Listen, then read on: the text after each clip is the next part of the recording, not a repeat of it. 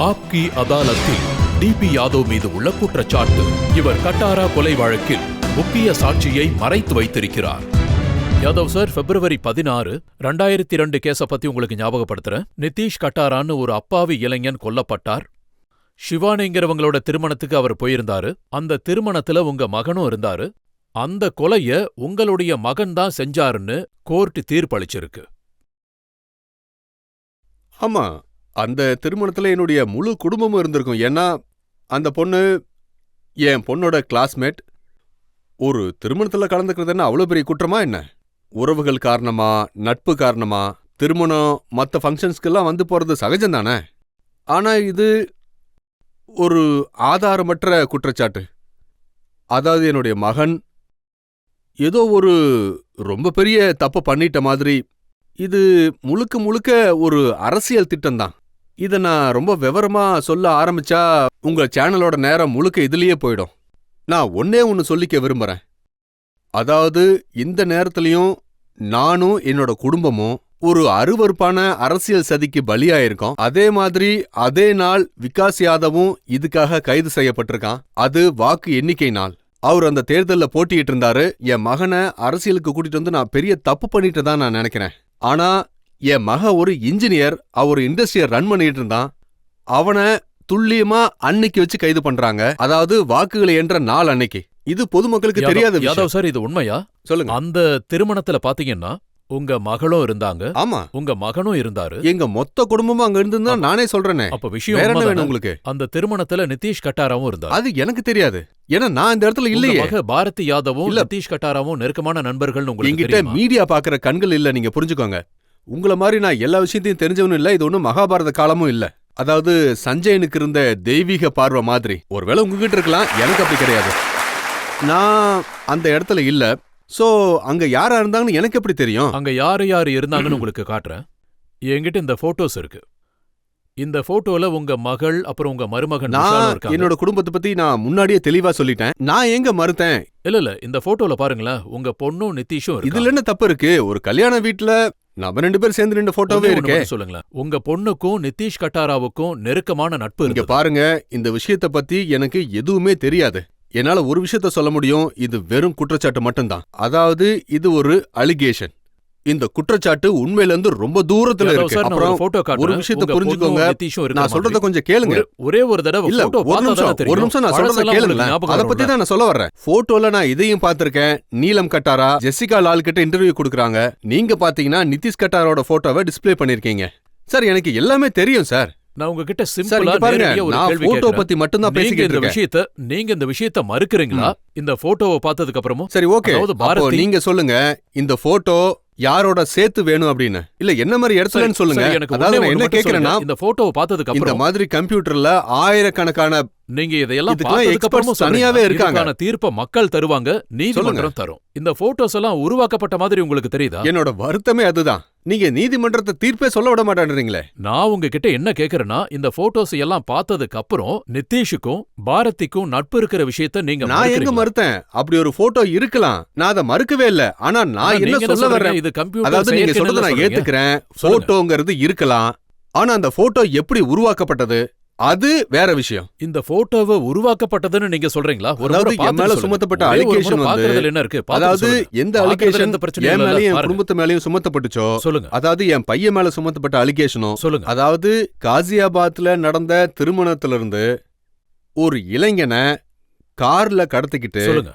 அதுக்கப்புறம் அவனை டெல்லிக்கு கொண்டு வந்து எங்க என் வீட்டுக்கு, அதுக்கப்புறம் அவனை டெல்லில இருந்து காசியாபாத்துக்கு கொண்டு போய் காசியாபாத்ல இருந்து புலன்சேர், புலன்சேர்ல இருந்து குருஜா. அப்புறம் சுத்தியலால அவரோட தலையை இருங்க உடைச்சு சார், கொலை நான் அதைத்தான் பண்ணிருக்காங்க. சொல்ல வர்றேன்.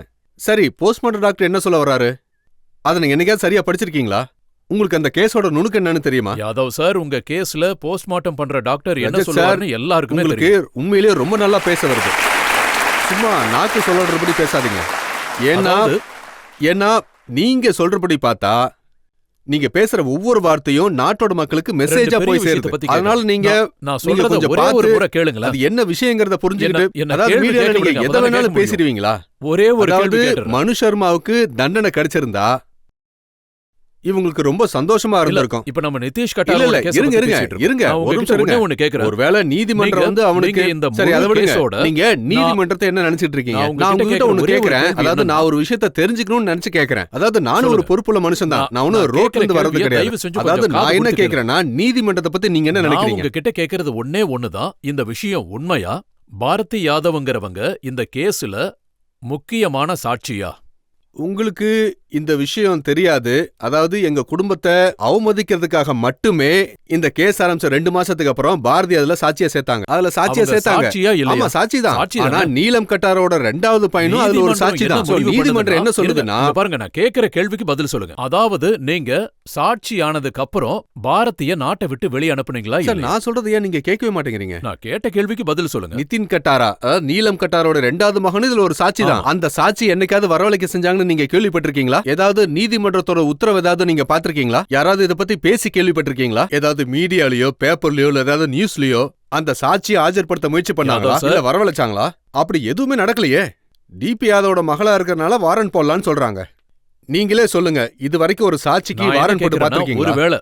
ஒருவேளை உங்க பொண்ணு எனக்கும் அதே மாதிரி சில கேள்விகள் உள்ள இருக்கு. இங்க உங்க கேள்விகளுக்கு பதில் சொல்லதான் நான் வந்திருக்கேன். நீங்க மாச கணக்கா தயார்படுத்தி வச்சிருக்கீங்க. உங்க கையில பேப்பர் இருக்கு. ஆனா டிபி யாதவ் அப்படியே வந்திருக்க. இல்ல அதனால நான் கேக்குற ஒவ்வொரு கேள்விக்கும் நீங்க உங்க கையில கிரிமினல் மேனுவல் புத்தகம். நான் சிஆர்பிசி கொண்டு வந்திருக்கேன். நான் இதை ஏன் கொண்டு வந்தேன்னா நான் இந்த புத்தகத்தை படிச்சிருக்கேன். இது தொடர்பா நீங்க கேள்வி கேட்டீங்கன்னா அதுக்கு நான் கண்டிப்பா பதில் சொல்லுவேன். அதுவும் ஆதாரங்களோட சொல்லுவேன். அதனால தான் சிஆர்பிசியை கொண்டு வந்திருக்கேன். அதாவது நான் தப்பா எதுவும் கொண்டு வரலையே. உங்க கண்ணு முன்னாடியே தானே இருக்கு. இது நீதிமன்றத்தோட முடிவுன்னு தான் சொல்லணும். கோர்ட் என்ன சொல்லுதுன்னா பாரதி யாதவ் ஒரு முக்கியமான சாட்சி. நிதிஷ் கட்டாரா மர்டர் கேஸ்ல நீங்க அவங்கள இந்தியாவில இருந்து வெளிநாட்டுக்கு அனுப்பியிருக்கீங்க. கோர்ட் மீண்டும் மீண்டும் அழைச்சும் அவங்கள நீங்க ஆஜர்படுத்தவே இல்ல. ஒரு குழந்தை ஹையர் எஜுகேஷனுக்காக வெளிநாடு போகணும்னு விரும்புனா அந்த குடும்பத்துக்கும் அனுப்புறதுக்கான தகுதி இருந்தா அனுப்பக்கூடாதா என்ன? ஆனா நீதிமன்றம் அவங்கள சாட்சியா அழைச்சா அவங்கள வர வைக்கணும். அதாவது நீதிமன்றம் வந்து ரஜத் சார் அங்க கேஸ் பெண்டிங்ல இருக்கும்போது இல்ல நீங்க என்ன வேணாலும் சொல்லலாம். நான் எப்படி நீதிமன்றத்து மேல கேள்வி எழுப்ப முடியும்? நாங்க நீதிமன்றத்தையும் சட்டத்தையும் மதிக்கிறவங்க. நீங்க அதுக்கு மேல போய் தீர்ப்பு சொல்றவங்க. இத நான் எப்படி சொல்ல முடியும்? இல்ல நான் என்ன அதாவது நீதிமன்றம் எது செஞ்சாலும் அதை நாங்க ஏத்துக்கிறோம். அதாவது நீதிமன்றம் எது சொன்னாலும் அதுக்கு எதிராக என்னாலெல்லாம் தீர்ப்பு சொல்லிட்டு இருக்க முடியாதுல்ல. என்கிட்ட சத்தியமா அந்த பவர்லாம் இல்ல. அதாவது ஒரு முக்கிய சாட்சி அவங்களை ஆஜர்படுத்தணும்னு சொல்லும்போது நீங்க எதுக்காக தயங்குறீங்க? நான் என்ன சொல்ல வரேன்னா, அதாவது அங்கிருந்து பாரதி தன்னோட மாமா மூலமா ஒரு ரிக்வெஸ்ட கோர்ட்டுக்கு அனுப்பியிருக்கா. அதாவது வீடியோ கான்பரன்சிங் மூலமா நீங்க என்கிட்ட என்ன வேணா கேட்கலான்னு சொல்லியிருக்கா. இதுல என்ன தப்பு இருக்கு? இன்னைக்கு இந்த உலகத்துல நிறைய வசதிகள் இருக்கு. இப்ப கூட பாத்தீங்கன்னா நீங்களும் நானும் நேருக்கு நேரா பேசிக்கிட்டு இருக்கோம். இப்ப நம்ம பொதுமக்கள் முன்னாடி நேருக்கு நேர் நின்றிருந்தா கோடிக்கணக்கான மக்கள் இவ்ளோ தெளிவா நம்மள பார்க்க முடியாம போயிருக்கோம். உங்களோட அழகான முகம் அவங்களுக்கு தெரிஞ்சிருக்குமா? இல்ல என்னோட முகம் தெரிஞ்சிருக்குமா? இப்ப மீடியால எல்லா வசதியும் இருக்கு. இப்ப இருக்கிற உலகத்துல எல்லா வசதியும் நீங்க தவறா புரிஞ்சிட்டு இருக்கீங்க. இது மீடியாவோட வேலை கிடையாது, நீதிமன்றத்தோட. அதாவது நீங்க பாத்தீங்கன்னா சாட்சியா ஆஜர்படுத்தணும். கோர்ட்ல இருந்து தான் ரிக்வெஸ்ட் பண்ணாங்க. தப்பிக்க பாக்குறீங்க. இதுவும் நீதிமன்றத்துல வச்ச ரிக்வெஸ்ட் தான். ஆனா எனக்கு இதுல வேதனை என்னன்னா, அநியாயத்துக்கு நாங்க தான் பலியாகிட்டு இருக்கோம். எங்களுக்கு நீதி கிடைக்கவே இல்ல. 4 வருஷமா என் மகன் ஜெயில இருக்கான். அதாவது குடும்பத்தோட தினசரி வாழ்வாதாரத்துக்காக சம்பாதிச்சு கொடுக்கிற மகன், தொழில் பண்ணிட்டு இருந்த ஒருத்தன் ஒரு இன்ஜினியர், அவன் 4 வருஷமா ஜெயில இருந்தா அந்த வலியும் வேதனையும் எப்படி இருக்குன்னு எங்களுக்கு மட்டும்தான் புரியும். ஒரு கொலைய பண்ணிட்டு ஜெயிலுக்கு நீங்க என்ன சொல்ல வரீங்கன்னா, ஒருத்தர் மேல ரொம்ப வெளிப்படையா, அதாவது ஒரு பக்கம் அமைப்பு இப்படி இருக்கு. அதாவது நேர்ல யாருமே பார்த்ததில்ல, அவங்களுக்கு எதிரா எந்த சாட்சியுமே கிடையாது. ஆனா அவங்கள நீங்க ஒரு குற்றவாளி மாதிரி நிறுத்தி வச்சிருக்கீங்க. அவங்களுக்கு தண்டனை கிடைக்கணும்னு முயற்சி பண்ணிக்கிட்டே இருக்கீங்க. அதாவது இன்னொரு பக்கம் அவனுக்கு என்ன நடந்தது, அது எப்படி நடந்தது, எங்க என்ன ஏதுன்னு யாருக்குமே தெரியாதது. ஆனா அவனை ஜெயில போட எல்லா பவரையும் யூஸ் பண்றீங்க நீங்க. அதோட சார் உங்க பயத்தால யாரும் உங்ககிட்ட கேள்வி கேட்க மாட்டேங்கறாங்க. முதல்ல என்ன நீங்க பேச விடுங்க. நான் என்ன கேட்க விரும்புறேன்னா, என்ன சொல்ல வரேன்னா, உங்க மகன் ஜெயில இருக்கிறதுக்காக நீங்க வேதனைப்படுறீங்க. அவருக்கு தண்டனை கிடைச்சா 2 வருஷமோ 14 வருஷமோ தண்டனை அனுபவிச்சுட்டு வந்துருவாரு. ஆனா ஒரு மகனை இழந்த குடும்பத்தை யாரு பாத்துக்குவாங்க? இல்ல இதுல வேதனையான விஷயம் என்னன்னா, நிரபராதியா இருந்தும் கூட அவன் 14 வருஷம் ஜெயிலுக்கு அனுப்பப்பட்டிருக்கான். அதத்தான் அவன் என்ன தப்பு செஞ்சான்? அவனுக்கு அவனுக்கு நான் எதுக்கு இந்த சொல்றது தண்டனை நீங்க- நீங்க கொடுக்கணும்? நீங்க யாதவ் சரியான சார், விளக்கத்தை இல்ல, கொடுக்க இல்ல, மாட்டேங்கிறீங்க. நான் சொல்றது குற்றம் நீங்க- என்னன்னா, அவர் உங்க மக கூட நட்பு இங்க வச்சு பாருங்க, நான் எந்த குற்றத்துக்கும் ஆதரவா நின்னதே கிடையாது, நிக்கவும் மாட்டேன். பாருங்க அதாவது சார், நான் தீ குற்றத்தை- இல்லாம புகை வெளியவே வராது. உங்களுக்கு அரசியல் காரணத்தினாலதான் இப்படி நடக்குதுன்னு ஆமா சொல்றீங்களா? ஆமா. அந்த மாதிரி ஏன் உங்களுக்கு மட்டுமே நடக்குது? ஆனா எனக்கு தெரிஞ்சு நீங்க நிறைய இந்த அரசியல்வாதி மாதிரி இருக்காங்க. ஏன் கூட ஏன் பாத்தீங்கன்னா, நடக்குது அப்படின்னா, இதுல பாத்தீங்கன்னா 85 எம்பிஸ் இருக்காங்க. ஆமா. பார்ட்டியை எதுக்காக நீங்க முன்னாடி கூட்டு வர மாட்டீங்க? 85 எம்பிஸ் மக்கள் மனசுல இருக்கிற மிகப்பெரிய கேள்வி என்னன்னா, கேளுங்க. அதாவது உங்க மகன் குற்றவாளி இல்லன்னா, அவர் நிரபராதி, எந்த தப்பும் செய்யலன்னா, பாரதியை கூட்டிட்டு வந்து நீதிமன்றத்தில் ஆஜர்படுத்த இல்ல வேண்டியது. இல்ல, இதெல்லாம் கோர்ட் தானே பண்ணிட்டு இருக்கு. கோர்ட்ல இருந்து இன்ஃபர்மேஷன் வந்துச்சு. எனக்கு என்ன வேதனைனா, விஷயம் கோர்ட் வாரண்ட் இஷ்யூ பண்ற இல்ல மாதிரி எனக்கு அதனாலதான் வேதனையே ஏற்பட்டுச்சு. அதாவது ஒரு விட்னஸ்க்கு எதிராகவும் வாரண்ட அவங்க இஷ்யூ பண்ணிருக்காங்க. ஆனா பாருங்க, குல்ஷன் குமார் அவர் இங்கிருந்து ஒரு பெரிய தொழிலதிபர், பெரிய இண்டஸ்ட்ரியலிஸ்ட். அவர் நொய்டால ஒரு பெரிய தொழிலதிபர்.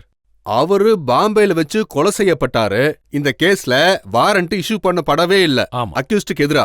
ஆனா இந்த கேஸ்ல பாத்தீங்கன்னா, யாதவ் சார், நீங்க எல்லா கேஸையும் எடுத்து பேசுறீங்க. ஆனா பாரதிய மறைச்சு வச்சிருக்கிறதுக்கு மட்டும் பதில் சொல்லவே யாரு மாட்டீங்க. நான் எதுக்காக அவளை மறைச்சு வைக்க போறேன்? பாரதிக்கு அவங்க தான் வாரண்ட கேன்சல் பண்ணி வச்சிருக்காங்க. கவர்மெண்ட்டுக்கு தன்னால பதில் வரப்போகுது. நீங்க கேள்வி கேளுங்க. லாஸ்ட் ரோல இவர்கிட்ட கேக்குற கேள்விக்கு பதில் சொல்லாம சுத்தி வளைச்சு பேசுறாரு. அதுக்கு ஒரு காரணம் இருக்கும்ல. சும்மா யாரு பழி சுமத்துவாங்க? அதாவது பாத்தீங்கன்னா,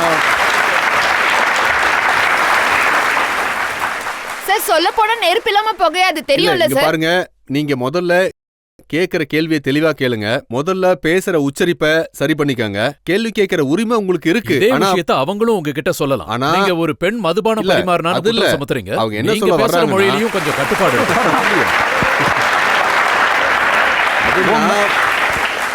அது வந்து நான் குற்றம் சாட்டல. அது மீடியா சொன்னது.